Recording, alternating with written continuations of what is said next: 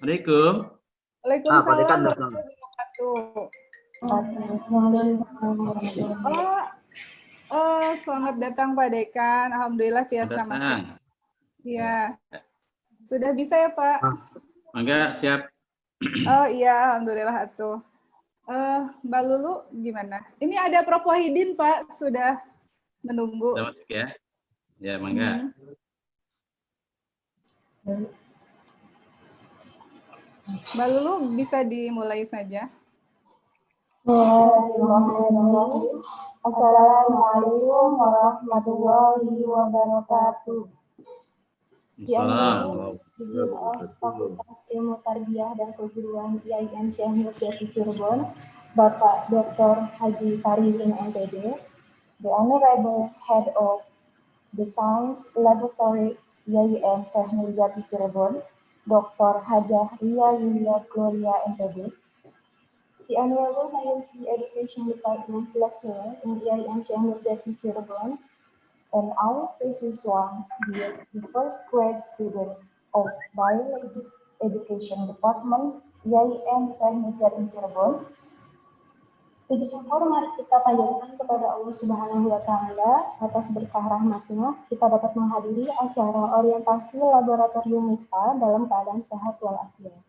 Salawat dan salam semoga selalu tercurah kepada Nabi Muhammad SAW, para sahabat dan keluarganya hingga akhir zaman. Amin. Selanjutnya perkenankan saya Rahma Yuliani dan rekan saya Nia Asur memimpin acara dan membacakan susunan acara pada hari ini.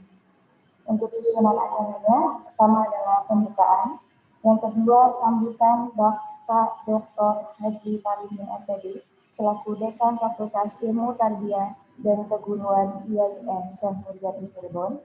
Yang ketiga sambutan Ibu Dr. Hajah Ria Yulia Gloria MPD selaku Ketua Laboratorium MIPA IAIN Syekh Nurjati Cirebon. Yang keempat, pemaparan materi dari dosen-dosen tadris IPA Biologi. Dan yang terakhir adalah penutup. Untuk mempersingkat waktu, mari kita mulai acara pertama, yakni pembukaan. Marilah kita bersama-sama membuka acara hari ini dengan membaca basmalah. Bismillahirrahmanirrahim. Bismillahirrahmanirrahim. Selanjutnya acara kedua, yaitu sambutan oleh Bapak Dr. Haji Faridin MPD selaku Dekan Fakultas Ilmu Tarbiyah dan Keguruan. Kepadanya waktu dan tempat dipersilakan. Assalamualaikum warahmatullahi wabarakatuh. Waalaikumsalam warahmatullahi wabarakatuh. Alhamdulillah, wassalatu wassalamu ala Rasulillah wa ala alihi wa sahbihi wa mawala, la hawla wa la quwwata illa billah. Bishrah li sadri wa yassir li amri wa hludatan min lisani yafqahu qawli. Ya Fattah ya Alim, iftah lana futuhal arifin. A'udzu billahi minasyaitonir rajim. Bismillahirrahmanirrahim. Subhanaka la ilma lana illa ma 'allamtana innaka antal alimul hakim. Ma ba'du. Yang saya hormati Bapak Profesor Dr. Haji Wahidin MPD, narasumber pada kegiatan orientasi laboratorium MIPA Fakultas Ilmu Tarbiyah dan Keguruan. Selamat pagi Prof. Assalamualaikum Prof. Assalamualaikum warahmatullahi wabarakatuh. Terima kasih Pak Dekan. Selamat sehat ya. Ya. Saya hormati Ibu Dr. Hajah Ria Yulia Gloria MPD, Kepala Unit Lab MIPA pada Fakultas Ilmu Tarbiyah dan Keguruan IAIN Syekh Nurjati Cirebon. Selamat pagi Bu Dr. Ria. Selamat pagi, terima kasih. Bapak dan Ibu para narasumber pada kegiatan orientasi Lab MIPA yang mungkin tidak bisa saya sebutkan satu persatu namanya. Di sini ada dosen-dosen dari tadris biologi, ada dosen-dosen dari tadris matematika, dan para mahasiswa, mahasiswi peserta orientasi yang semoga dirahmati Allah Subhanahu wa Ta'ala.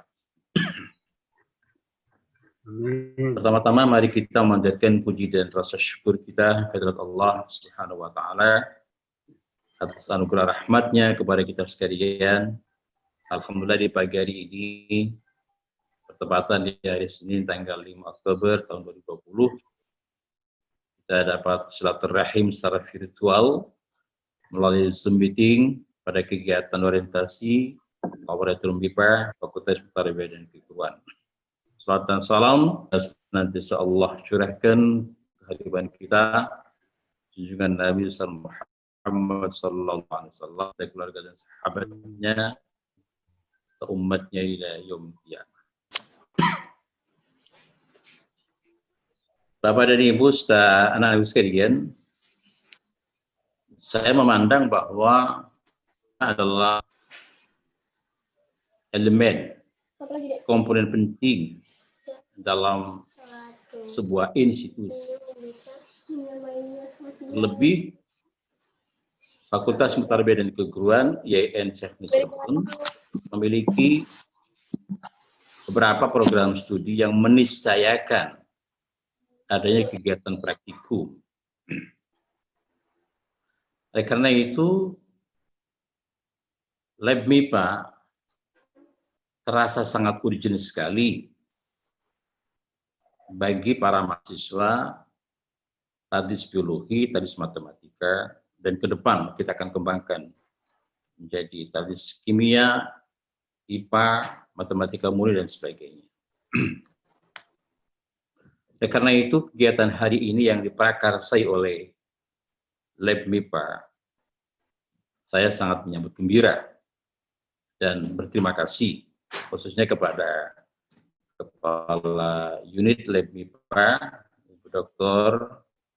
Haja Gloria PD, beserta seluruh tim, kawan-kawan yang selama ini sudah bekerja secara baik ya mengelola Lab MIPA di kampus kita.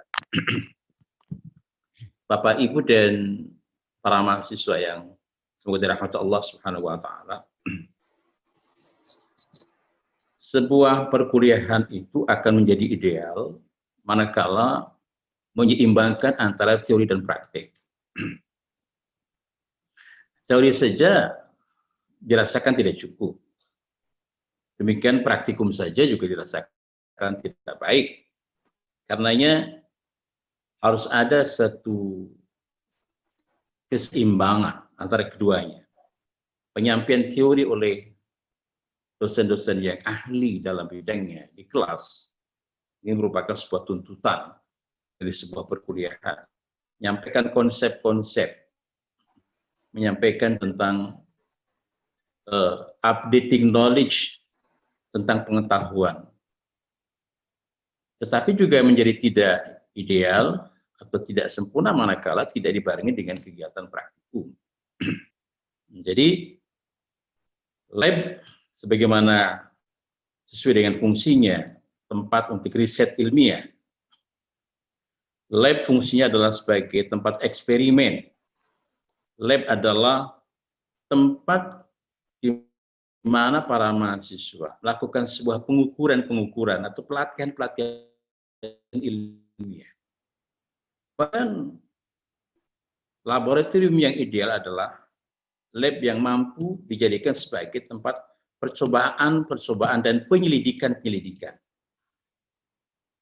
Kami berharap Lab MIPA yang dimiliki oleh IAIN Syekh Cirebon mampu melakukan fungsi-fungsinya seperti yang saya sampaikan tadi. Jadi mahasiswa datang ke ruangan, mereka bisa mengambil manfaat dari kegiatan praktikum itu. Apa yang bisa mereka peroleh dari kegiatan praktikum itu? Bahkan ada ide-ide yang inspiratif tidak dari mereka ketika mereka berpraktik di lab itu. Karena penemuan yang besar itu berasal dari laboratorium. Ini diyakini ataupun bahwa sebuah inovasi yang terjadi, pembaharuan yang terjadi dalam segala yang terkait dengan pengembangan keilmuan, ini berawal dari laboratorium. Sekarang kita sedang membutuhkan vaksin untuk COVID-19. Tidak bisa tidak. Pilihannya adalah apa yang bisa dilakukan oleh para ahli dari laboratoriumnya. Jadi memegang peran yang sangat sentral sesungguhnya laboratorium itu. Nah, kami berharap bahwa lab MIPA FITK, lab MIPA yang dimiliki oleh IAIN ini mampu berfungsi secara optimal dengan segala keterbatasan peralatan yang dimilikinya. Tentu ke depan juga kami ya akan senantiasa berusaha untuk melengkapi ya peralatan-peralatan yang dibutuhkan di sebuah laboratorium yang ideal seperti apa.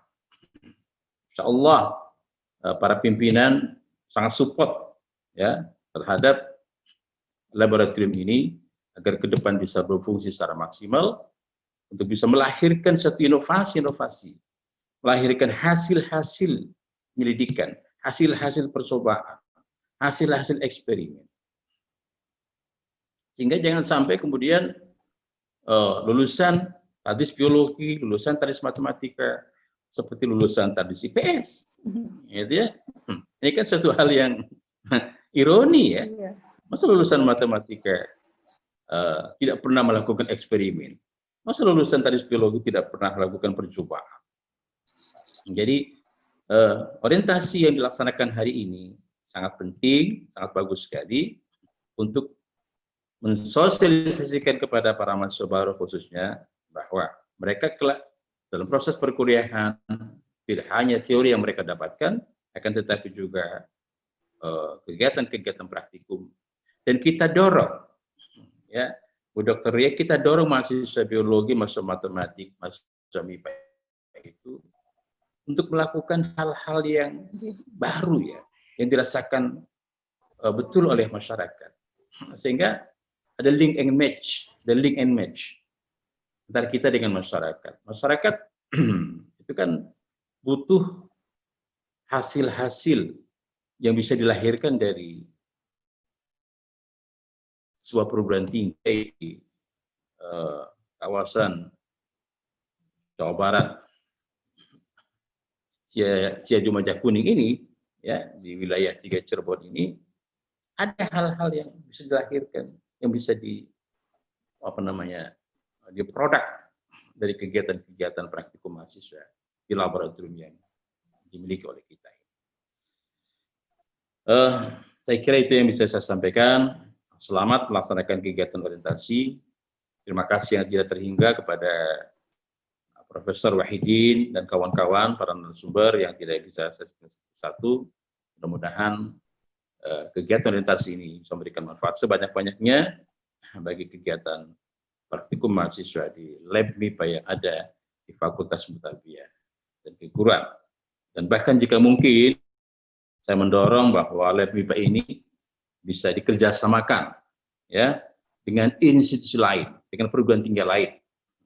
Ya bisa dengan perguruan tinggi terdekat yang ada di sekitar Cirebon ini.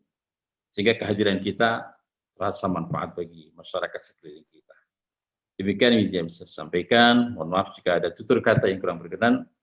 Secara resmi kegiatan orientasi Lab MIPA FITK pada tahun akademik 2020-2021 secara resmi dinyatakan. Dibuka dengan melafalkan kalimat basmalah. Bismillahirrahmanirrahim. Demikian, terima kasih. Assalamualaikum billahi taufiq wal hidayah war ridha wal inayah wallahu al-muwaffiq ila aqwamit thoriq. Wassalamualaikum warahmatullahi wabarakatuh. Terima kasih Tami Prof. Terima kasih Pak Dekan, Bapak Dr. Haji Arjin, MPD. Selanjutnya menginjak pada acara kedua, yakni sambutan dari Ibu Dr. Hajah Ria Yulia Gloria MPD, selaku Ketua Laboratorium MIPA IAIN Syekh Nurjati Cirebon. Kepadanya waktu dan tempat kami persilahkan. Terima kasih, moderator. Bismillah, Assalamualaikum warahmatullahi wabarakatuh. Waalaikumsalam warahmatullahi wabarakatuh. Yang terhormat Bapak Dekan FITK IAIN Syekh Nurjati, Bapak Dr. Haji Parihin MPD, terima kasih sambutannya, terima kasih kedatangannya. Yang terhormat juga para dosen, Prof. Wahidin, dan juga yang lainnya, ada beberapa, ada Pak Asep Mulyadi, juga hadir di sini. Yang terhormat Bapak Kajur dan Sekjur Tadris Matematika, Ibu Kajur dan Sekretaris Jurusan Tadris Biologi, para kru laboratorium MIPA, para staf, para koordinator, asisten praktikum, dan khusus kepada mahasiswa. Ini Pak Dekan, mahasiswa pesertanya mahasiswa angkatan 2020-2021 semester 1, mahasiswa baru semuanya. Ya. Selamat datang untuk kalian semua. Alhamdulillah walillah wasyhadu anna Muhammadan abduhu wa rasuluh. Allahumma sholli wa sallim ala sayyidina Muhammad. Pak Dekan dan juga para dosen, juga para mahasiswa, saya ingin menyampaikan dulu tujuan dari tentang orientasi laboratorium MIPA ini. Ini adalah program tahunan, program yang selalu dilakukan oleh lab, yaitu yang bertujuan untuk memperkenalkan kegiatan laboratorium, itu praktikum baik di Tadris Matematika maupun Tadris Biologi, praktikum selama perkuliahan berlangsung mahasiswa ya, dari mulai dan seterusnya.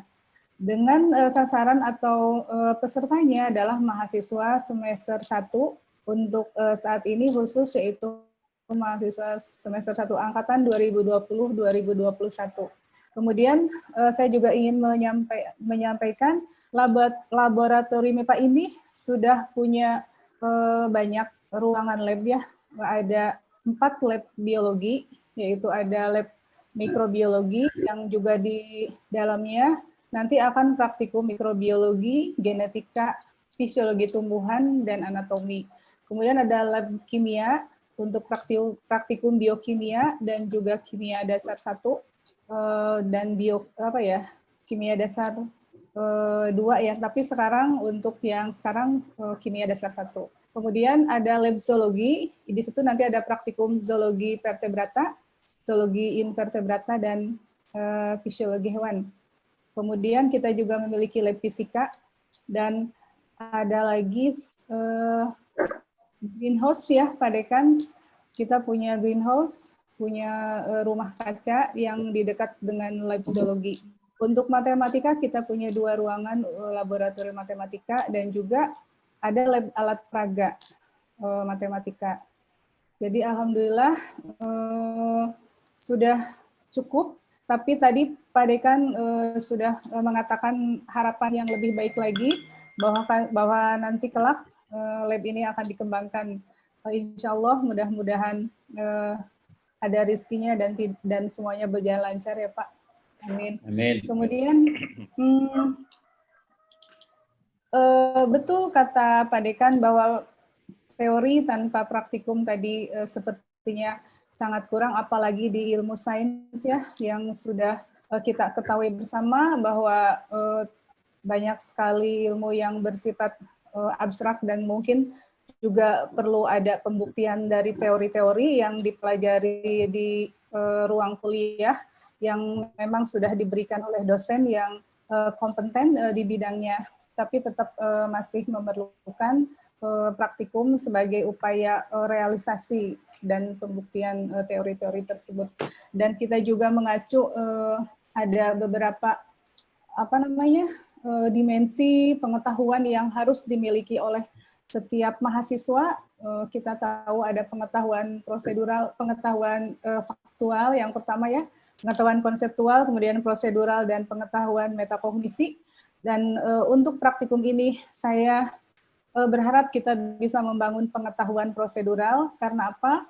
Di situ jelas untuk pengetahuan prosedural itu adalah bagaimana seseorang atau bagaimana mahasiswa itu bisa melakukan metode penelitian yang tadi Pak Dekan sudah jelaskan, eksperimen penelitian yang memang harus dikuasai karena mahasiswa tadris biologi dan tadris kimia itu berbeda dengan tadris yang misalkan bukan mengecilkan karena memang beda kompetensinya gitu ya. Tadi jangan sampai tadris biologi seperti tadris IPS gitu. Kita belajar ilmu pengetahuan alam itu harus ada bedanya. Kemudian kita juga tahu di taksonomi Bloom ada sega yaitu mengaplikasikan. Tentu para mahasiswa juga harus memiliki keahlian atau kemampuan atau keterampilan di bidang itu. Bagaimana dia mengaplikasikan pengetahuan-pengetahuan yang sudah ada di dalam dirinya, yang nanti akan bermanfaat untuk bagi dirinya dan juga bagi masyarakatnya, insya Allah. Kemudian apalagi ya, beberapa hal yang sekarang terkait dengan pandemi ya, Pak Dekan, Bapak Ibu dosen dan juga peserta orientasi lab. Mungkin ada yang bertanya bagaimana dengan sekarang masa pandemi, apakah laboratorium tetap berjalan, tetap buka gitu ya, apa tutup gitu. Insya Allah karena 1 semester kemarin kita sudah melalui pandemi, jadi ada yang peribahasa yang mengatakan bahwa ketidakberhasilan atau kegagalan kita itu kuncinya adalah dari kata menyerah. Sehingga saya berkesimpulan bahwa keberhasilan kita kuncinya adalah kata tidak akan menyerah. Makanya saya sebagai ketua lab dan juga dibantu oleh dosen-dosen tadris kimia, tadris biologi dan tadris matematika dan juga kru lab, para staf asisten dan juga koordinator sepakat bahwa kita tidak akan menyerah dengan pandemi ini. Dan alhamdulillah 1 semester praktikum tetap berjalan dengan sesuatu yang beda tentu. Ternyata bisa dengan praktikum virtual, dengan praktikum tutorial dan juga dengan praktikum mandiri dengan panduan. Jadi semuanya berjalan. Alhamdulillah Prof berjalan baik yang semester kemarin atas bantuan semuanya juga. Jadi para mahasiswa semester 1 sekarang jangan berkecil hati dan jangan merasa wah nggak ada praktikum nih gitu. Kita akan tetap praktikum. Kalian akan tetap mendapatkan praktikum yang cukup dari dosen-dosen dibantu dengan asisten praktikumnya. Maka tentu saja saya mengucapkan kepada kalian semester 1 angkatan 2020-2021 tadris kimia, tadris biologi dan tadris matematika. Saya dari tadi menyebut tadris kimia, insya Allah ya Pak Dekan, tahun depan kita ada tadris kimia. Jadi sudah ada di pikiran saya, harus ada itu insya Allah mudah-mudahan. Selamat datang di dunia sains, di dunia yang penuh dengan keajaiban, yang sangat menarik dan bisa menggali semua potensi dan kreativitas dalam diri kita. Makanya untuk kali ini Lab memiliki moto berkreasi di dalam praktikum. Seperti itu. Insya Allah nanti apa yang diharapkan oleh Pak Dekan juga bisa kita capai dengan pertolongan Allah tentu saja. Saya kira cukup sekian, tidak terlalu panjang. Mohon maaf jika ada kesalahan. Wabillahi taufiq wal hidayah. Wassalamualaikum warahmatullahi wabarakatuh. Waalaikumsalam. Terima kasih kepada Ibu Dr. Hajah Lia Yulia Gloria MPD atas sambutannya. Selanjutnya acara yang ketiga yaitu materi dari Bapak Profesor Dr. Wahidin MPD. Pada Pak Prof, waktu dan tempat kami persilakan. Assalamualaikum warahmatullahi wabarakatuh. Warahmatullahi wabarakatuh. Alhamdulillah wassalatu wassalamu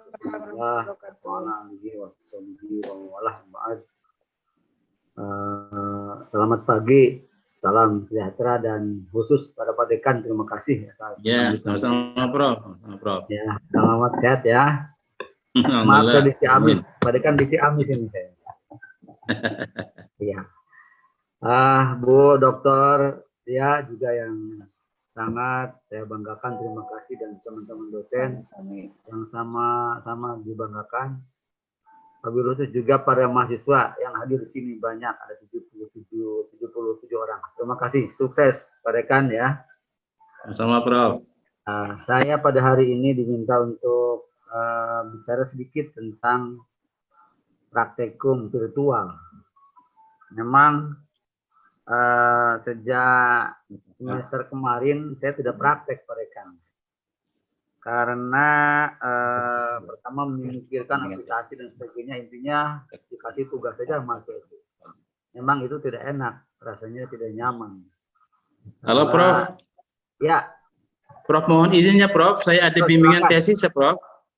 Silakan, terima kasih Pak Dekan. Ya, selamat bertugas. Ibu ya. Dokter Ria, mohon maaf ya Bu. Mangga Pak Dekan. Makasih, ya, makasih. Punten, sekali. ya, Waalaikumsalam. Waalaikumsalam warahmatullahi wabarakatuh.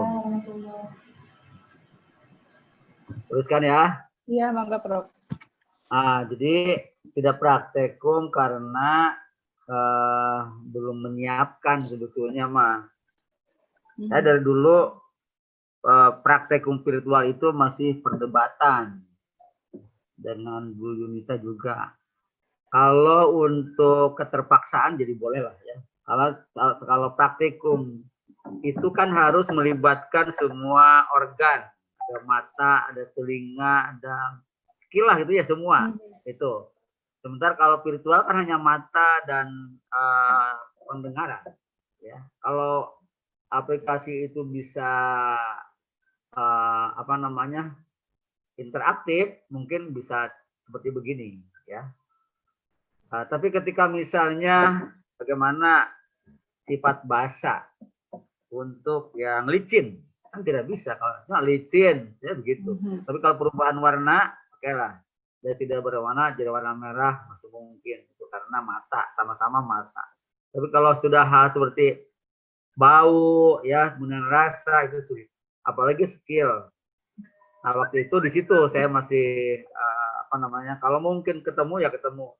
Tapi pada hari ini, ya pada saat hari ini yang dipaksa oleh keadaan tidak bisa praktek, dan saya sudah beberapa diskusi dengan teman-teman dokter, kemungkinan 5 tahun kita pandemi ini.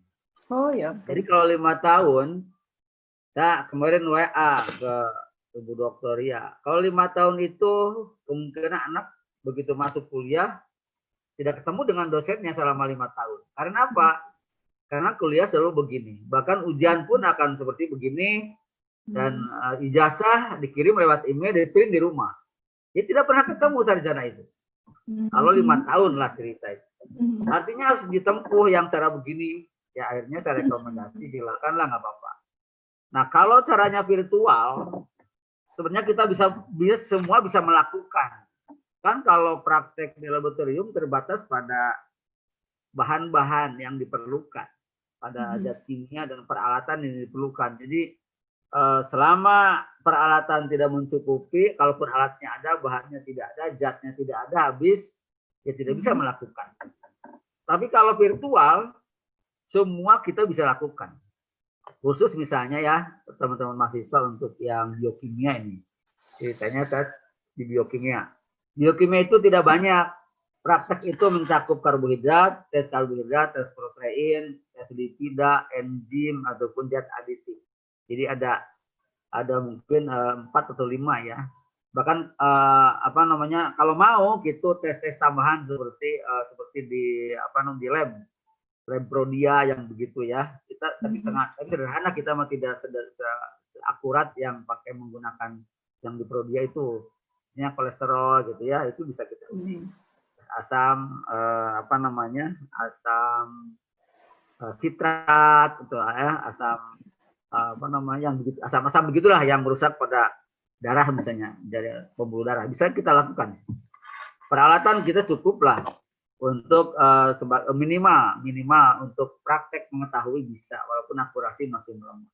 Misalnya tes karbohidrat ya untuk virtual, Ibu Dokter ya, itu bisa gunakan hampir semua. Tes misalnya glukosa, fruktosa, sukrosa, maltosa, laktosa, atau silosa, semua bisa gunakan ya. Bisa kita moles, sodium, barfood, kemudian seliwano, fermentasi, semua bisa kita. Karena bebas ya, kalau virtual kan bebas. Kita hanya meramu bahan yang ada secara virtual, secara digital. Jadi kalau kita praktek, misalnya siliwangi zatnya habis, ya tidak bisa. Ya. Reaksinya habis, itu tidak bisa. Protein pun bisa dites, diuji semuanya. Misalnya untuk tes diuret ninhidrin ya. Kemudian santoprotein, tes milon, tes kinkol, kemudian PB asetat, Kellier, koagulasi, serum darah, semua bisa tes semua. Karena kita hanya buka komputer, kemudian kita perhatikan perubahan-perubahan itu bisa lebih memungkinkan. Enzim juga sama. Kita bisa mengekstrak, kita bisa aktivitas substrat seperti apa, macam-macam bisa kita tes. Yang tadi untuk yang nanti yang vaksin itu ya, itu tes-tes seperti itu secara zat kimia bisa kita coba, tapi kan kita susah untuk mengekstraksi dari sel darah yang sudah ada di manusia, kita agak sulit di situ, walaupun kita bisa tes darah, bisa lakukan ya dengan alat yang ada. Kemudian tes lipida, uji kolesterol misalnya, tes ya itu bisa kita lakukan. Jadi saya berharap kalau mau sekalian teman-teman ini kita sampai ke zat aditif dan metabolisme. Semua saja. Cuma ini yang dipikirkan, saya ingin nanti kalau ketemu di darat aplikasinya apa dan memungkinkan tidak semua dalam bentuk digital itu diberikan kepada mahasiswa, dan itu bisa sebenarnya pembimbing praktikum atau asisten praktikum itu bisa tidak harus seperti yang praktikum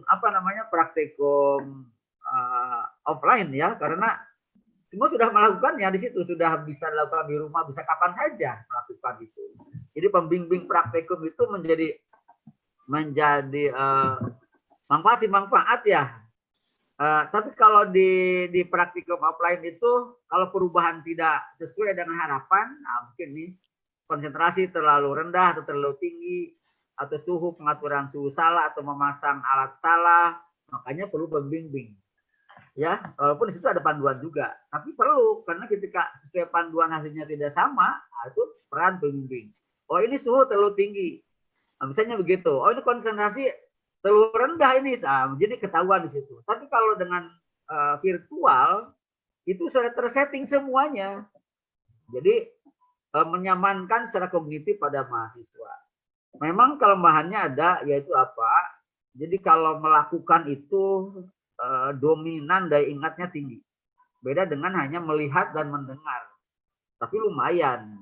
Jadi kata orang tua dulu itu, kalau tidak ada rotan akan berguna hari ini. Terus nunggu tahun depan kalau masih COVID, ya kan nanti bisa 2022. Terus masih COVID, ya nanti 2023 bisa lah. Masih COVID, keburu tamat sarjana. Nggak jadi. Jadi betul inisiatif Ibu Dr. Ya semester kemarin melakukan itu sudah tepat. Dan saya kurang tepat. Nanti kan ada tahun depan, udah nggak apa-apa kita kejar aja. Ternyata masih. Jadi ya betul. Kita lakukan apa yang bisa dilakukan. Bahkan saya mensupport bisa semua praktikum terkait bisa dilakukan. Karena apa? Tanpa biaya membeli zat, membeli reaksi dan peralatan. Tanpa pakai alat, karena virtual. Dulu itu ketika akan buka jurusan kimia di IAIN, yang menolakkan saya. Mengapa? Kalau jurusan kimia tidak praktek, itu kan bohong gitu. Dan saya tidak mau ada nama saya di situ tanpa punya peralatan yang lengkap, lab yang benar gitu. Kemudian Ibu Dr. Yunita, Propan bisa itu pakai virtual. Saya katakan, saya senyum saja. Virtual tuh boleh kalau keadaan situasi yang seperti hari ini gitu. Boleh silakan. Tapi kalau untuk yang benar, jadi kita membuat, katakan buka kedokteran gitu ya, tidak punya peralatan apa-apa, kita virtual saja. Ya tidak begitu dunia ya. Jadi nanti sebab kalau sudah sepinter apapun tentang contoh misalnya yang sederhana, cara goes sepeda. Goes itu apa? Goes ya, kalau bersepeda itu goes ya. Cara goes sepeda, pintar sudah karena sudah virtual. Lu suruh pegang sepeda, apa langsung bisa? Ya tentu tidak lah. Karena apa? Karena itu harus skill, itu harus terampil, itu mah tidak bisa. Sekarang menuangkan cairan ke tabung reaksi, meneteskan 3 tetes, 4 tetes, sudah pintar teorinya 3 tetes. Ketika meneteskan itu bisa gemetar itu dan tidak masuk ke tabung reaksi itu. Coba saja kalau tidak percaya. Tes yang diperlukan itu ikan mili bisa kebanyakan karena apa? Karena itu harus dilatih, itu mah harus skill, harus keterampilan. Jadi udah nggak apa-apa kita sekarang bekerja karena situasi seperti ini dan lebih memungkinkan secara pengetahuan kita semua dipraktekkan yang ada di panduan dengan catatan aplikasi itu suruh diisi aja pada dosen atau pada mahasiswa. Aplikasi kan kalau sudah ada aplikasi tinggal mengisikan dan itu sudah database mungkin dalam programnya sehingga semua bisa oke gitu. Kalau di lab kan yang pakai komputer itu memang zatnya benar dimasukkan ke darah darahnya dimasukkan memang secara otomatis keluar karena komputer yang bekerja. Kalau di sini semua digital itu juga ujungnya sih bisa kelihatan. Kalau di print juga bisa tapi kita belum melakukannya. Oke, terima kasih. Selamat kepada Ibu Dokter ya yang telah memfasilitasi ini. Bagus, saya setuju dan mudah-mudahan ini bersemangat kepada mahasiswa. Teman-teman mahasiswa baru yang mungkin belum tahu saya nanti dijelaskan sama Ibu Ria saja. Saya itu dari mana gitu ya. Mohon Bu Ria silakan dijelaskanlah kepada mereka. Nama saya Wahidin begitu misalnya. Itu terima kasih Bu Dokter ya biar teman-teman nanti bisa diskusi panjang. Saya perlunya sedikit saja. Perkenalan mohon nanti ditambahkan sama Neng dia saja. Assalamualaikum warahmatullahi wabarakatuh. Waalaikumsalam warahmatullahi wabarakatuh. Terima kasih Terima kasih Pak Prof. Wahidin, terima kasih atas sambutannya. Oke, selanjutnya adik-adik semua pemateri selanjutnya berhalangan hadir. Jadi di sini kita akan menayangkan video tentang tata cara masuk lab dulu ya.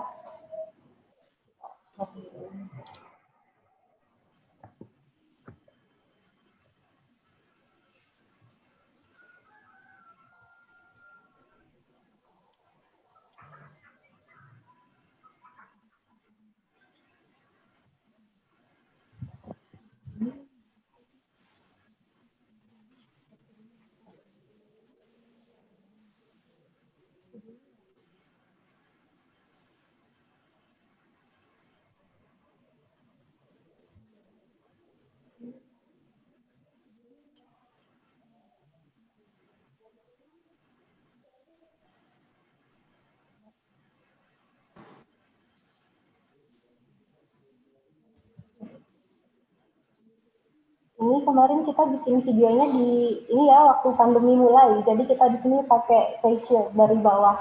Kalau praktikum yang biasa mah sebenarnya nggak mesti pakai face shield juga nggak apa-apa. Cuma wajib pakai masker sama latex untuk adik-adik.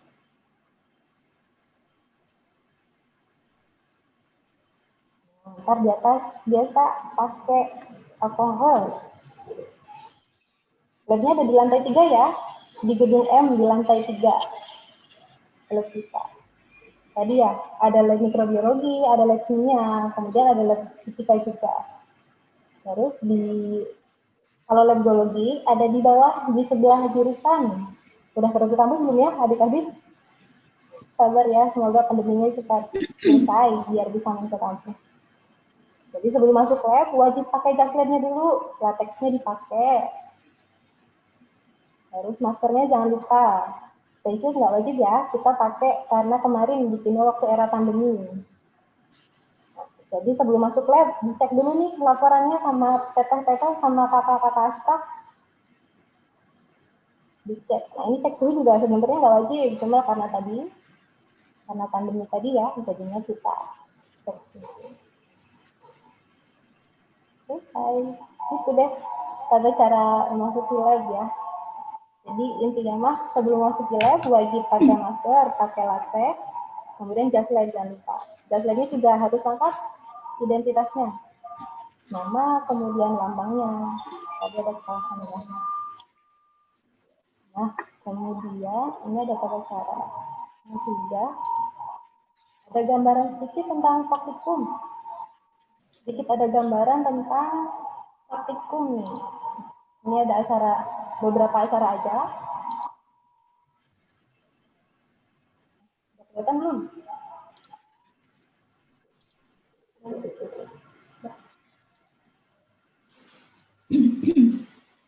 Nah ini, hari ini kita bocorin tiga acara ya, 3 mata kuliah. Yang pertama ini ada praktikum biokimia. Jadi dosennya Pak Prof. Wahidin, salah satunya. Kemudian ada Pak Edi juga, kemudian ada Dinda. Ini praktikum biokimia, ntar kalian mengenal zat makanan. Jadi yang kata Pak Prof, bagaimana cara meneteskan larutan atau reaktan menggunakan pipette test, nanti kalian belajar di sini. Jadi di praktikumnya juga ada sih, nanti kita belajar lagi hari ini. Kita jelasin tentang biokimia, kemudian biokimia ini di semester 3 ya? Semester 3, nanti kalian ketemu sama biokimia. Nah ini ada zoologi vertebrata nih. Nah, di zoologi vertebrata ya, kalau zoologi vertebrata kalian ketemu di semester 4.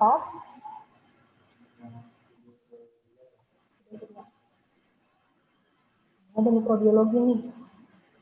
Jadi ya, berhubungan dengan mikrobiologi, berhubungan dengan bakteri ya, dengan mikroorganisme, khususnya bakteri dan jamur. Ini ada beberapa hasil isolasi, kemudian di mikrobiologi juga kalian bisa bikin olahan dari yang dibantu oleh mikroorganisme ya.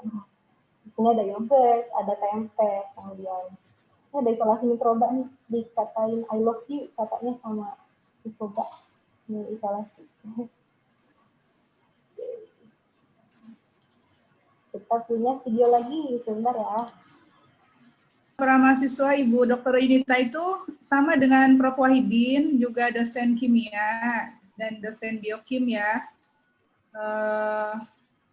Kalau Ibu Yunita kimia dasar ya, ketemu di semester 1 mungkin semester sekarang. Dengan Ibu Dr. Kartini, nanti dengan Ibu Indah barengannya ya. Kalau Prof. Wahidin itu biokimia. Nanti mungkin dengan dengan siapa ya? Dengan Pak Edi ya, dengan Chandra. Praktikum biokimia dan metode penelitian.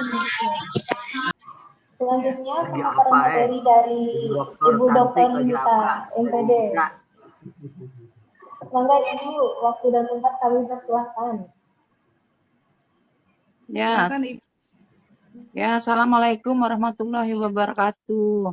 Waalaikumsalam. Terima kasih sekali.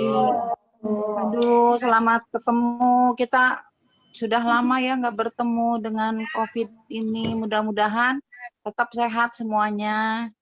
Amin. Oh, Jatim Sara Arsa itu. Kangen sama Bu Ria, sama Pak Prof. Tapi Ya, masih pada cucunya bagaimana? Cucunya sehat tidak cucunya? Cucunya. Yang penting sehat. Iya, sehat. Aku besok mau kirim bakso tahu loh. Paket ke Ciamis. Paket ke Ciamis.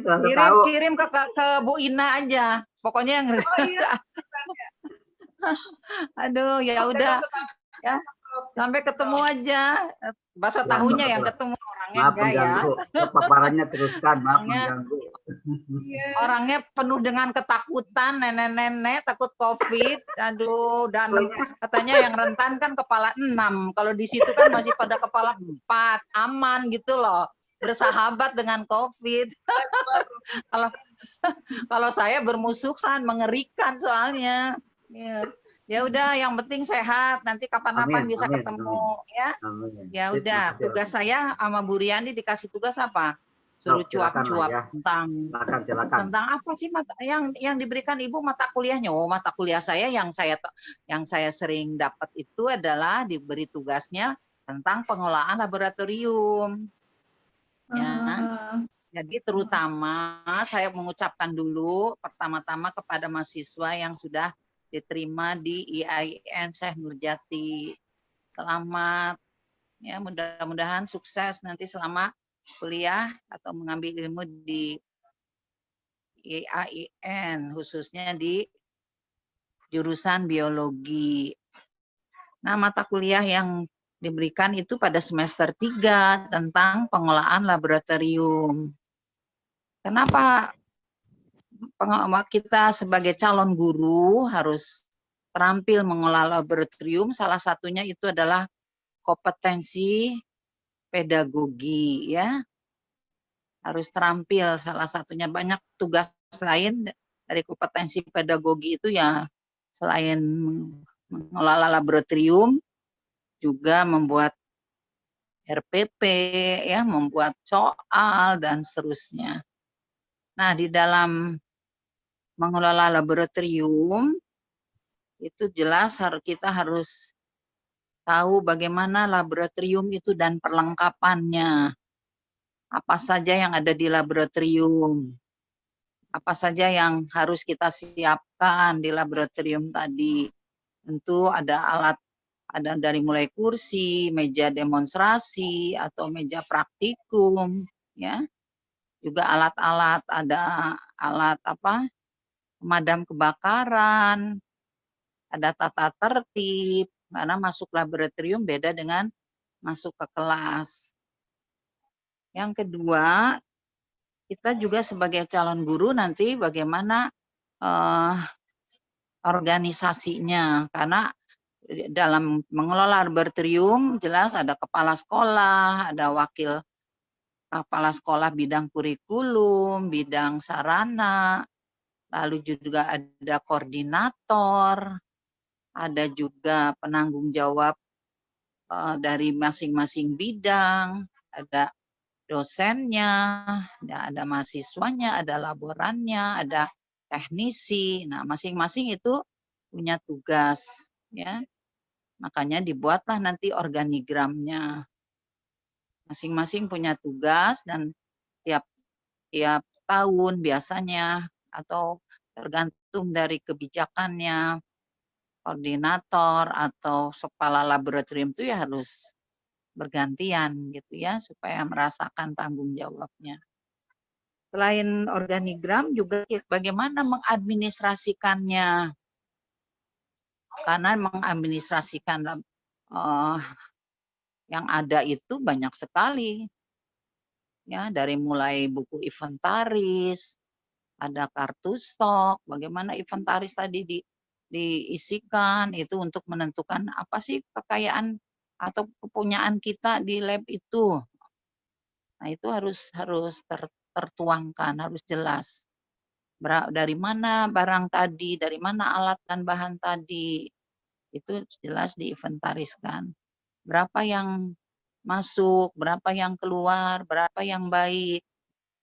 Nah, karena tadi tugasnya ada sebagai laboran, harus menyiapkan atau mengisi inventaris tadi. Selain buku inventaris ada juga ada kartu stok. Kartu stok itu bagaimana sisa alat dan alat atau bahan yang tersisa untuk semester ini untuk mengajukan selanjutnya, supaya kita tahu zat apa yang harus kita beli. Artinya ya supaya tidak seenak perut gitu loh. Seenak perut itu kalau nggak ada kartu stok kita tebak-tebak aja, saya nggak punya NaOH gitu kan, nggak dilihat lagi pada NaOH itu banyak misalkan, itu fungsinya kartu stok. Begitu juga alat. Alat tadi berapa yang baiknya, berapa yang rusaknya. Itu di dalam kartu stok. Atau lagi buku harian. Nah, buku harian itu dicatat praktikumnya apa hari ini, dosennya siapa gitu ya, itu jelas. Siapa yang praktikum, kelas berapa, mata kuliahnya apa. Lalu juga ada buku reparasi. Ya, reparasi juga untuk menentukan mana yang rusak, kira-kira apa yang rusak alatnya gitu. Apa masih bisa diperbaiki gitu ya. Atau kalau ada teknisinya ya bisa diperbaiki. misalkan osiloskop ya, atau timbangan yang kadang-kadang rusak gitu. Itu ada tercatat. Lalu juga ada alat-alat yang pecah, yang dicatat, yang pecah itu apa, yang rusak itu apa, itu juga ada kartunya.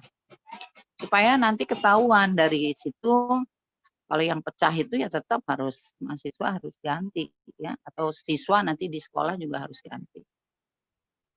Lalu juga ada buku kalender praktikumnya apa saja, semester berapa, semester ini apa saja yang harus dicobakan gitu, yang dipraktikumkan sesuai dengan mata kuliahnya di tiap semester.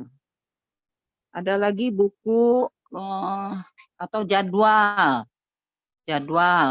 itu harus jelas, makanya pentingnya ada wakasek kurikulum itu atau wakasek bagian penataan jadwal supaya nggak bentrok-bentrok di labnya gitu ya. Yang selanjutnya ada juga label. Label itu fungsinya untuk menentukan atau mengetahui di dalam lemari itu ada apa saja, ukuran alatnya apa saja, jumlahnya berapa, ukurannya berapa. Nah, itu setiap lemari itu supaya diberi label. Label itu untuk memudahkan ya. Nah, itu mungkin masih banyak lagi yang lainnya. Itu administrasi. Selain itu, kita juga sebagai calon guru, mahasiswa juga nanti harus mempelajari dulu bagaimana kualitas JAT. Jadi kalau kita melihat JAT itu macam-macam, ya. Ada yang PA, pure analis, ada yang teknis, gitu ya. Ada yang CV. Nah itu semuanya itu harus kita kenali. Apa perbedaannya gitu. Kalau pure analis ya jelas di situ mungkin jarang di sekolah-sekolah ya, di SMA atau di madrasah, karena itu lebih mahal harganya. Tapi kalau CV biasanya agak murah, walaupun tidak semahal tapi bukan murah sekali, tidak ada. JAT itu murah, semua mahal karena impor. Nah, yang terakhir mungkin itu yang teknis. Biasanya kita menggunakannya karena kita adalah calon guru di perguruan tinggi yang pendidikan itu biasanya cukup dengan yang disebut student grade aja. Student grade itu yang CV dengan yang teknis. Tapi teknik juga nggak salah, ada KW1, KW2, KW3. Nah, itu juga harus kita kenali. Cara menentukan KW-nya itu biasanya dari kalau kita masukkan ke air, keruh gitu ya. Kalau KW-nya nggak KW3, tapi KW1 itu biasanya bening. Nah, itu kualitas JAT. Lalu juga bagaimana menata alat dengan bahan. Ya, menata alat bagaimana. Nah, saya lihat di lab sudah tertata ya dengan baik karena sudah mahasiswa yang sebelumnya sudah observasi bagaimana menata lab di IAIN di jurusan kimia. Saya sudah pernah memberikan tugas karena dia sudah tahu teorinya bagaimana menata lab yang baik atau menata alat, terutama menata JAT. Jadi alat terutama harus dikelompokkan yang kaca dengan kaca gitu ya, jangan dicampurkan dengan besi. Banyak lah ya, harus tahu spesifikasinya karena tiap JAT itu kan berbeda bahannya. Begitupun dengan JAT. Karena JAT di sini tidak seperti kimia murni, karena kita kimia pendidikan tidak sebanyak di kimia murni. Jadi saya selalu menyarankan pergolongan saja memudahkan. Jadi nanti kalau kalian nanti jadi guru juga di lapangan karena JAT-nya berbeda dengan kimia murni, jadi dikelompokkan yang mudah aja, golongan 1, golongan 2, 3 ya.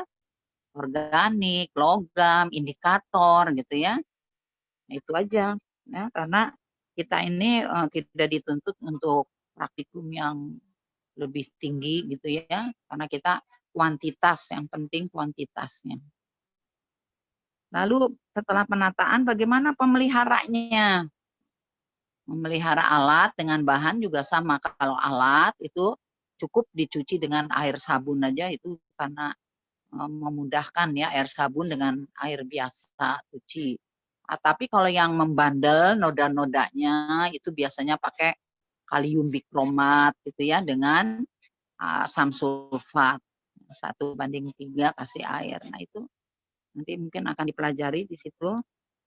Ya, bagaimana juga terakhir itu setelah praktikum itu membuang limbahnya. Nah, limbahnya ini juga harus hati-hati. Jadi caranya, kalau dulu pengalaman saya waktu di SMA, ada orang Jepang itu ajari kita itu membuang limbah itu betul-betul. Kalau di Jepang tidak seperti di kita ya.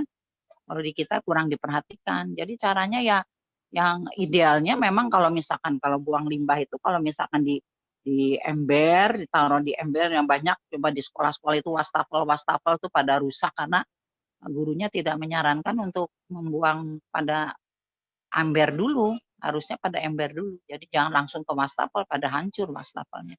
Di ember, kalau orang Jepang itu dibuang ke ember dulu, terus nanti diperiksa pH-nya. Oh, pH-nya kalau asam kasih basa gitu supaya netral. Oh, saya bilang di sini bukan di Jepang, Indonesia beda. Nanti kalau kita beli basah atau sebaliknya kalau sifat larutannya basah dikasih asam, wow, habislah larutan apa zat-zat kita. Sedangkan kadang-kadang susah kan untuk membeli zat. Nah, jadi caranya alternatifnya pakai air aja. Jadi dinyalakan, kerannya dibuang gitu, airnya keluar terus sampai ya, baru nanti dicek lagi kalau pH-nya sudah mendekati 5 atau 6 barulah dibuang gitu ya. Itu alternatif. Dan terakhir itu pendayagunaan ya, bagaimana menggunakan alat. Nah, menggunakan alat inilah pada waktu sekarang pandemi yang akan tidak terukur. Padahal praktikum itu adalah penting dalam menilai. Kalau dalam pembelajaran kita kan sebetulnya penilaiannya ada soft skill, ada hard skill, ada knowledge-nya. Soft skill-nya itu adalah tanggung jawab, bagaimana kalau sudah praktikum harus dibuang lagi, harus dicuci lagi harus disimpan lagi pada tempatnya, membuang sampahnya seperti apa, itu tanggung jawab, dilap lagi, itu sebagai mengukur soft skill-nya adalah peduli lingkungan ya. Lalu juga bekerja sama, jujur, terutama dalam melaporkan. Jangan melihat temannya kelompok lain, oh kelompok lain kok merah, saya kok hijau, ganti gitu. Nah itu nggak boleh. Jadi harus jujur. Masalah kenapa saya merah, kenapa biru, kenapa hijau, padahal yang betul merah, oh ternyata saya tadi melakukannya salah. Nah, itu nanti di dalam diskusi. Jadi jujur itu yang utama, itu soft skill-nya. Jadi kalau di dalam melakukan eksperimen itu sebetulnya ya praktikum itu banyak sekali yang dinilai selain knowledge-nya, lalu adalah soft skill-nya. Nah, hard skill-nya itu menggunakan alat. Nah, menggunakan alat itu nilainya adalah harus punya nilai kinestetika. Ya, kinestetika itu gerakan tubuh tapi bermakna. Gerakan tubuh tapi bermakna. Jadi semuanya juga netes pakai tabung, pipet diteteskan ke tabung, semuanya juga netes. Tapi meneteskan mana yang betul sudutnya, apakah yang 90 derajat, apakah yang lebih 90, apakah yang tegak lurus. Nah itu yang disebut, nah itu harus dipraktekkan karena nggak bisa pakai teori. Bagaimana menuangkan larutan? Menuangkan juga semua dituangkan gampang aja, tapi yang sebetulnya harus seperti apa. Nah itu yang mungkin dalam kondisi seperti ini tidak bisa terukur ya. Nah, karena biologi itu menurut saya banyak bisa bahan-bahan yang digunakan, jadi bisa aja pakai bahan-bahan alternatif ya, seperti indikator alam, kunyit, kol ungu gitu ya, karena Allah ini sudah memberikan alam ini dengan segala isinya, seperti di kimia kalau nggak ada CaCO3 batu kapur pakai kulit telur ya, asam HCl-nya kalau bahaya di rumah pakai asam cuka gitu. Jadi itu bisa dilakukan. Jadi menurut saya kalau yang konsep, kalau yang alat bahannya maksud saya yang susah bisa itu virtual, tapi alternatif lain bisa menggunakan bahan-bahan yang ada di dalam kehidupan. Nah, saya pikir biologi banyak ya yang bisa dilakukan, kecuali kalau kimia itu ada zat-zat yang berbahaya yang mungkin tidak boleh bisa dibeli seperti asam sulfat, formalin, sekarang kan sudah hilang dari peredaran karena bahayanya banyak kejadian-kejadian yang menyalahgunakan, akhirnya tidak ada lagi zat-zat seperti itu. Tapi seperti misalkan kulit telur, asam cuka, kunyit, kol ungu, ya, lalu teh, lalu juga kentang, ya, itu juga bisa digunakan. Ya. Jadi banyak alternatif, kecuali kalau yang konsepnya terlalu sukar untuk melibatkan banyak alat dengan bahan yang memang harus kimia gitu, baru itu bisa secara virtual. Nah, mudah-mudahan karena itu kelemahan, ada kelebihannya. Kelemahannya tadi dengan virtual itu tidak bisa soft skill dengan hard skill-nya, mungkin hanya knowledge-nya saja. Tapi kalau langsung praktikum itu jelas ya semuanya akan terukur. Karena tadi ya di dalam eksperimen itu akan kelihatan bagaimana siswa tadi terampil dengan menggunakan alat. Ya, mungkin itu. Selamat ya karena sukses ya. Mungkin itu saja karena kondisinya seperti ini, jadi kita harus semuanya memaklumi dan mudah-mudahan banyak hikmah di balik ini semua ya. Selamat ya buat mahasiswa yang baru. Semangat ya, sukses. Assalamualaikum warahmatullahi wabarakatuh. Buria, terima kasih. Tugasnya sudah selesai. Iya. Sehat Bu terus ya. Terima kasih Bu Yunita. Selanjutnya di sini udah ada Pak Edi ini, adik-adik semua. Pak Edi ada ya. Pak Edi berhubung waktunya sedikit lagi, jadi Pak Edi nanti sambutannya 10 menit. Kalau itu aja. Bisa ya. Assalamualaikum. Pak Edi. Assalamualaikum.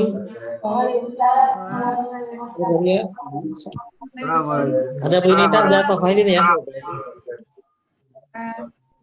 Ada Prof Wahidin, ada Bu Yunita tadi. Ada Bu Fahidin, Bu Yunita ya? Pak Edi, Selamat pagi, Pak Edi. Pak Edi, maaf sambutannya 10 menit ya. Ya. Sambutannya 10 menit. Nah, saya geser dulu cari yang agak Soalnya Pak Edi kata 10 menit katanya. Ini di mana Pak Edi ini? di FITK Munakosah.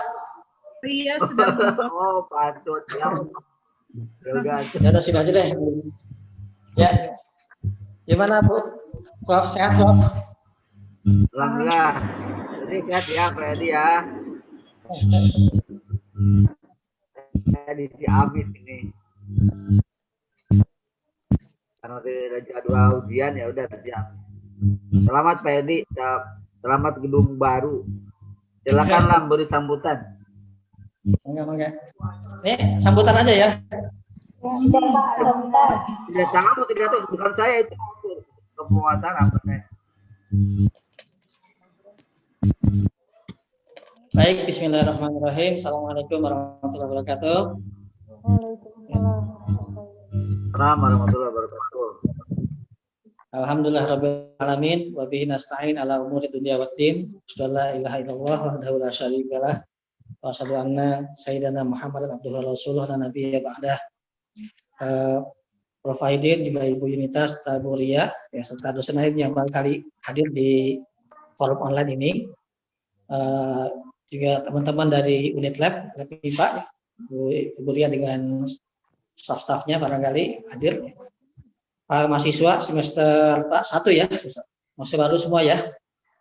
Alhamdulillah semoga semuanya senantiasa dipelihara, dijaga dalam kesehatan, dalam kebaikan, dalam keimanan, sehingga bisa menjalani aktivitas perkuliahan secara online ini ya ke depannya 1 semester ke depan, mudah-mudahan bisa dalam kondisi yang baik dan sehat selalu, amin ya rabbal alamin. Baik, Ini karena apa terkait dengan praktikum di semester ini memang ada perubahan sejalan dengan kuliah juga berjalan secara online ya, karena belum memungkinkan untuk offline juga, maka barangkali tentu ada tantangan-tantangan yang harus dihadapi oleh mahasiswa. Nah, sebagai mahasiswa baru tadi Prof. Fahri sudah menyampaikan berbagai hal juga termasuk Bu Yunita ya. Ada banyak hal yang dengan segala keterbatasan ini tentu kita juga harus tetap berbuat ya. Tetap harus belajar, tetap harus mensiasati ya, bagaimana menghadapi tantangan yang begini. Memang tentu ada banyak hambatan, keterbatasan, tapi karena kita manusia yang dibekali dengan tentu dengan akal pikiran, dengan kecerdasan, tentu kita akan berusaha mengatasi dan mensiasati semua situasi yang ada sehingga kita bisa tetap belajar. Ya. Para mahasiswa sekalian, barangkali kita adalah sebetulnya adalah manusia pembelajar yang sudah sepatutnya bisa cepat belajar. Belajar dari situasi, belajar dari berbagai kendala, belajar dari berbagai hambatan yang kita hadapi, termasuk keterbatasan pandemi yang hari ini masih terus membatasi aktivitas perkuliahan kita. Tapi yang namanya belajar harus terus berjalan. Ya. Belajar harus tetap berjalan dengan situasi seperti ini. Itulah tantangan kita, bagaimana mencerdasinya, bagaimana mensiasatinya. Nah, tentu tantangannya adalah siapa yang paling mampu beradaptasi, siapa yang paling mampu mencerdasi situasi hari ini dengan tetap mencari peluang-peluang belajar yang bisa kita lakukan. Karena bagaimanapun sekarang kedewasaan kita sebagai mahasiswa baru ya, ini ditantang. Ya. Kita dituntut untuk mampu belajar dengan metode yang berbeda. Jadi ini generasi ada kutip ya, generasi COVID barangkali ya, generasi pandemi. Nah, belajarnya tentu perlu juga berbeda dengan angkatan yang lain ya. Tapi kita juga harus menjadi orang yang matang di masa depan.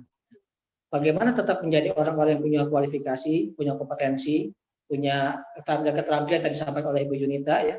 Itu semua tetap kita bisa miliki dengan segala keterbatasan yang ada. Nah, bagaimana mensiasatinya? Maka mau tidak mau satu kuncinya adalah jadilah manusia pembelajar yang senantiasa belajar dari situasi, dari kendala, dari tantangan, dari hambatan.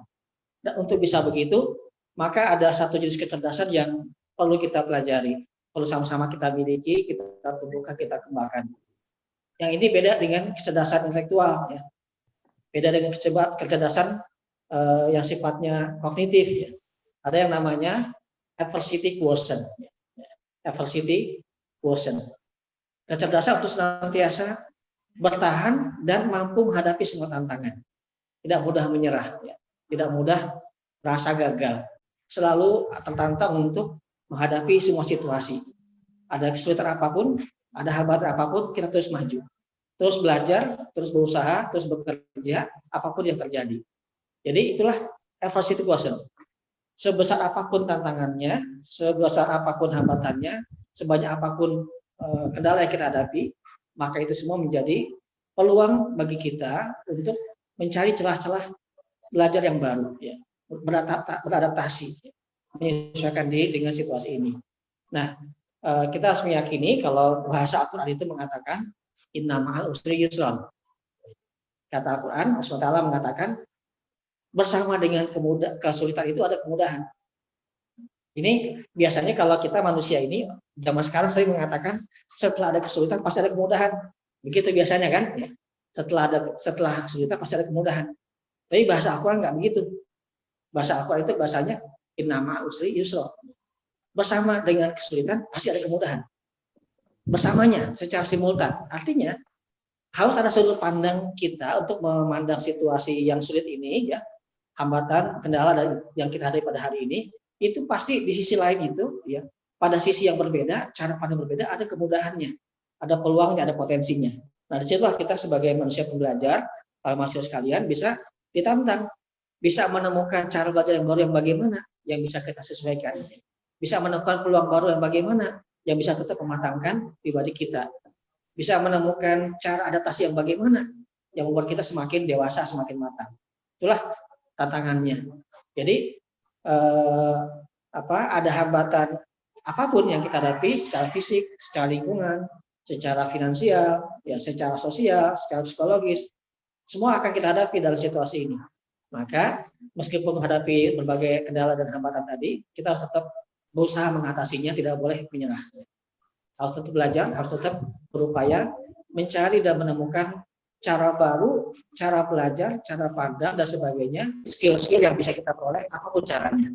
Sehingga kita tetap mendapatkan perbaikan, peningkatan kualitas, peningkatan kompetensi, ya, sejalan dengan usaha kita masing-masing. Maka nanti, para mahasiswa sekalian, tentu nanti pada akhirnya, cara belajar nanti akan berdiferensiasi. Berbeda, beragam masing-masingnya. Jadi nanti akan didapati nanti itu ke depannya masing-masing mahasiswa belajar dengan caranya sendiri masing-masing. Differentiated learning, belajarnya beragam caranya. Kenapa? Karena masing-masing akan beradaptasi dengan caranya sendiri dengan situasi hari ini. Mungkin ada yang cepat adaptasi, ada yang agak lambat. Tapi apapun harus segera adaptasi. Harus segera menyesuaikan diri dengan situasi hari ini. Kalau bahasa dari pemerintah kan ada new normal ya, adaptasi kebiasaan baru. Maka berarti ada kebiasaan belajar baru yang harus kita bangun. Ada kebiasaan untuk membaca yang baru yang harus kita bangun. Ada kebiasaan baru tentang online yang harus kita bangun. Sehingga bisa kita sesuaikan dengan situasi hari ini. Jadi kuncinya itu ya. Menjadi manusia pembelajar, kemudian melatih dan mematangkan adversity quotient, kecerdasan yang tidak mudah menyerah, ya. Punya karakter tidak mudah patah, nggak mudah putus asa. Apapun situasinya, kita maju terus. Ya.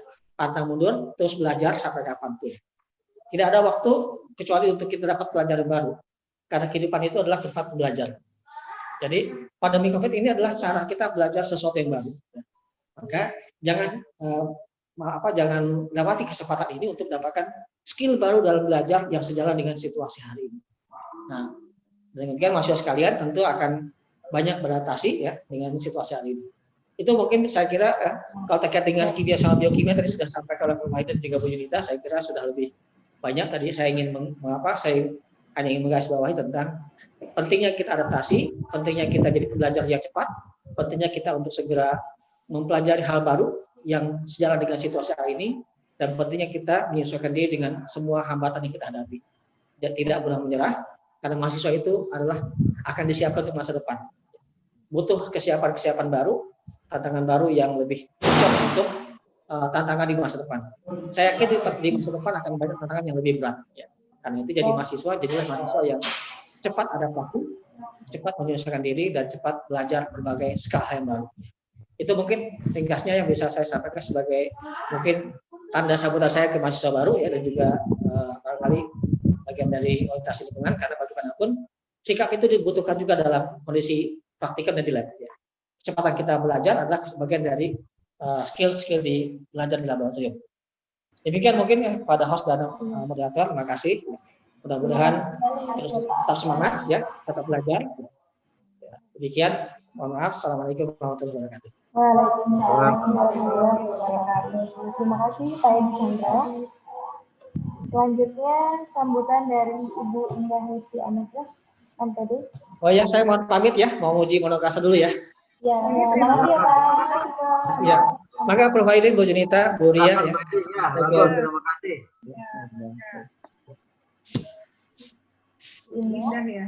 Assalamualaikum Indah. Waalaikumsalam warahmatullahi wabarakatuh. Teh, suaranya udah kedengar nggak Teh? Udah. Oke.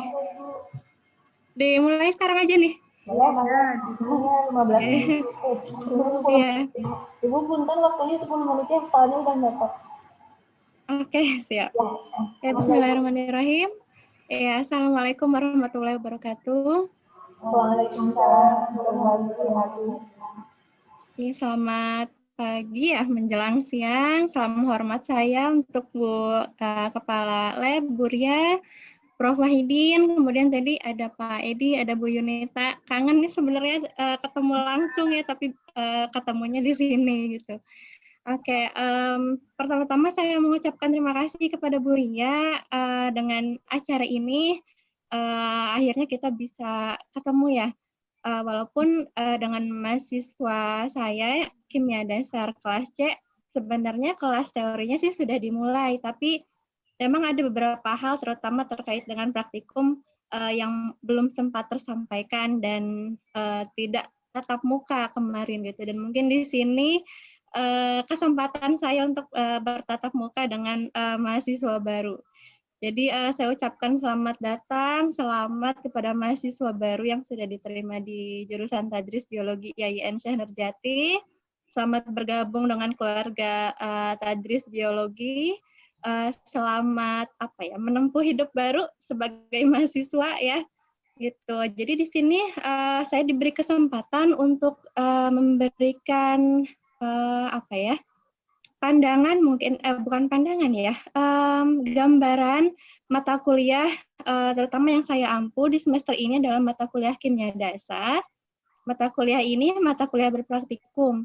Jadi selain kelas teori ada juga praktikumnya. Jadi dari total 3 SKS kimia dasar ini, 2 SKS-nya itu teori dan 1 SKS-nya merupakan praktikum.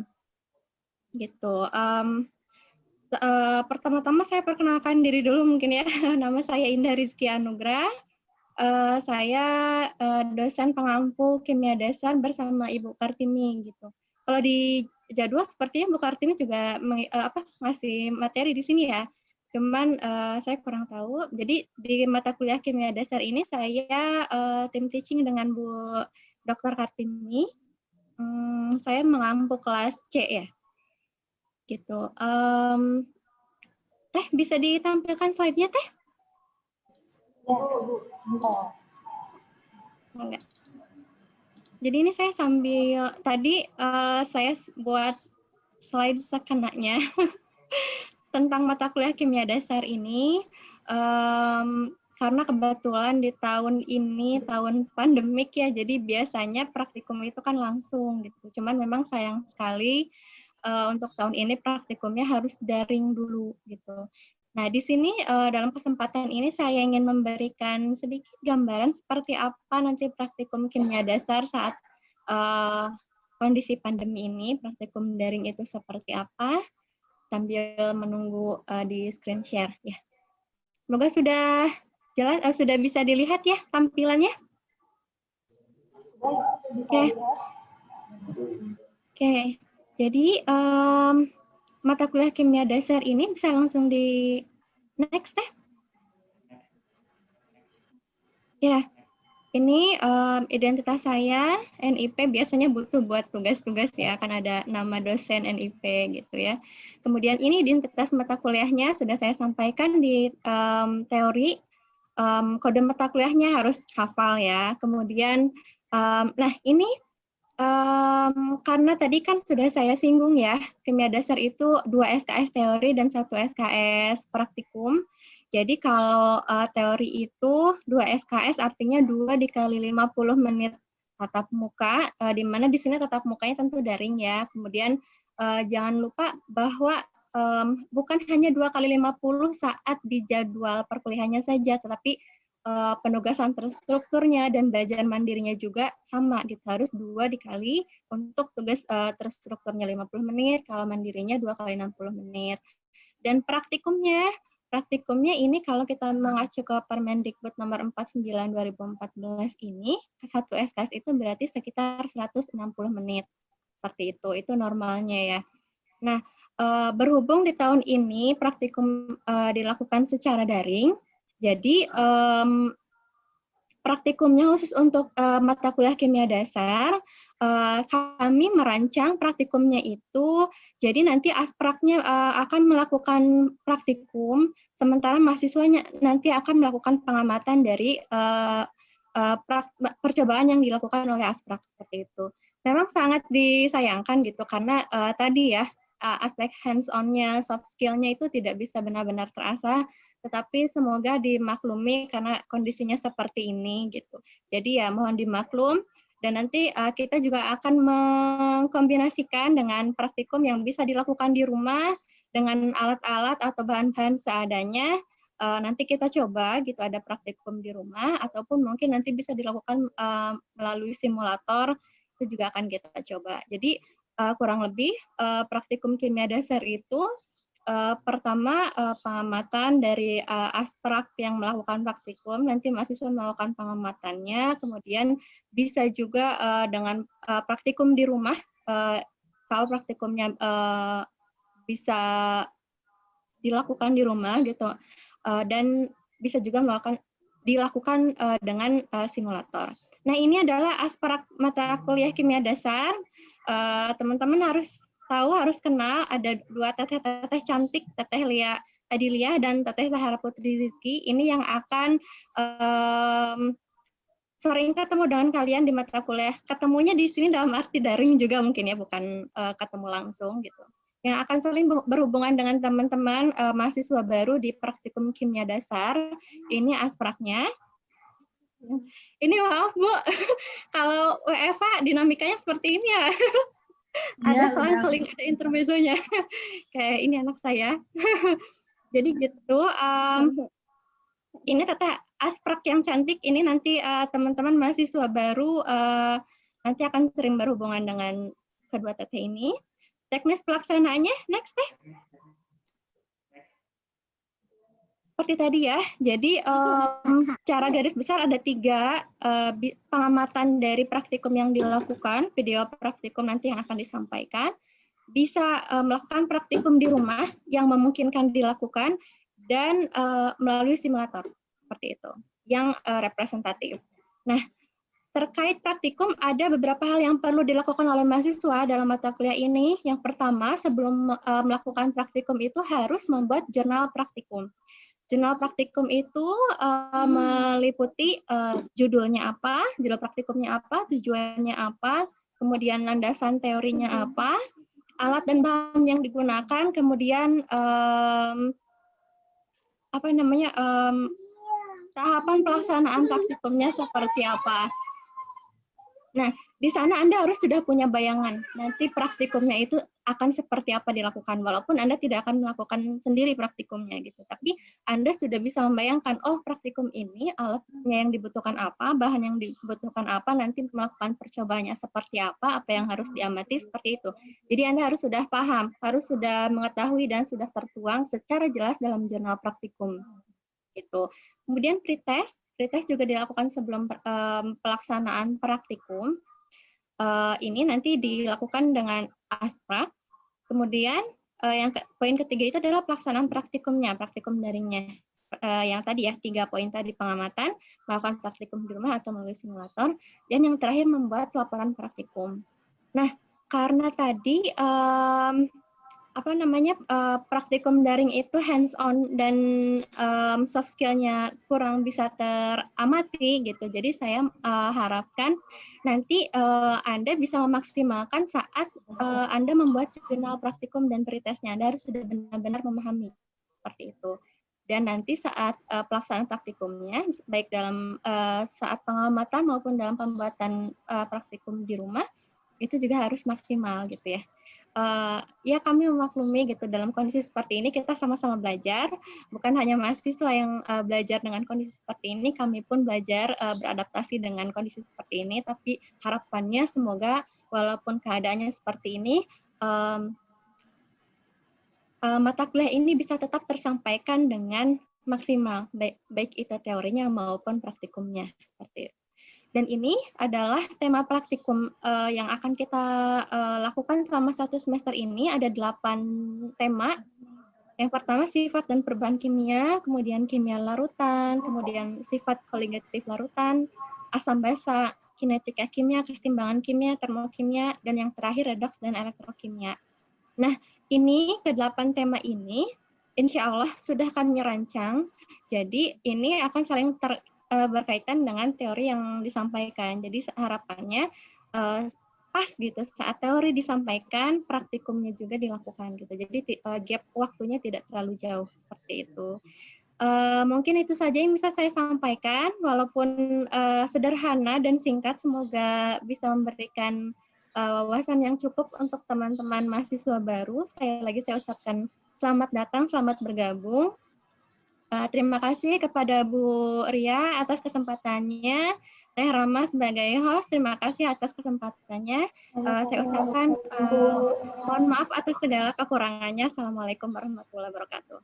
Waalaikumsalam warahmatullahi wabarakatuh. Terima kasih ucapkan kepada Ibu Indah Rizky Anitra. Terima kasih kehadiran Ibu, terima kasih materi dan sambutannya. Alhamdulillah, teman-teman semua, adik-adik semua, kita udah mendengarkan sambutan dari beberapa dosen teknik biologi. Untuk hari ini dirasa cukup, ya. Hari bersama-sama kita tutup kegiatan hari ini dengan bacaan Alhamdulillah. Alhamdulillahirobbilalamin. Sampai ketemu. Alhamdulillahirobbilalamin. Alhamdulillah. Sampai ketemu di. Terima kasih Bu Indah ya. Prof. Wahidi, terima kasih banyak. Terima kasih Bu Ria, untuk Pak Prof. Wahidi, Bu Indah, dan dosen yang lain yang sudah hadir dan memberikan materi. Terima kasih Bu, karena waktu ini sudah mau habis. Kami akhiri, adik-adik jangan lupa ikut orientasi lagi hari Rabu ya, hari Rabu kami. Semoga semuanya tetap sehat selalu, jangan kemana-mana, stay safe di rumah. Akhirul kalam dari kita. Mohon bila ada kesalahan, yang menggunakan gelar ya. Terima kasih. Wassalamualaikum warahmatullahi wabarakatuh. Waalaikumsalam. Waalaikumsalam warahmatullahi wabarakatuh.